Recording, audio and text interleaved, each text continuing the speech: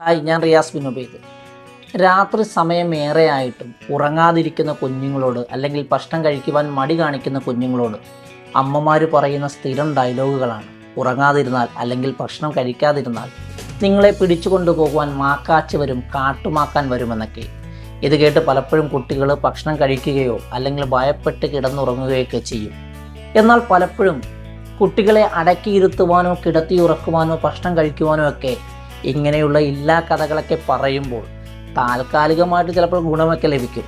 പക്ഷേ ഇതിനു പിന്നിൽ ചില മോശമായിട്ടുള്ള ദോഷവശങ്ങളുണ്ട്.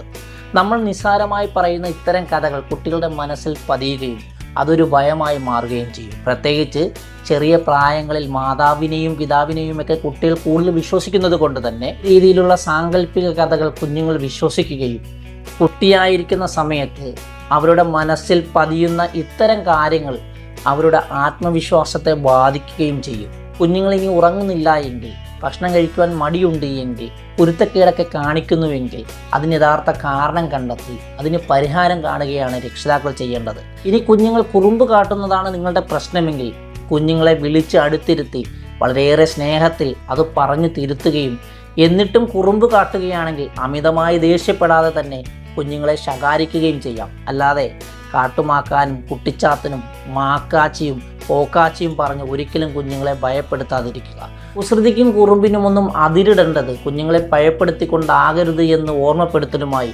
മറ്റൊരു വീഡിയോയിൽ കാണുന്നതുവരെ എല്ലാവർക്കും ഗുഡ് ബൈ.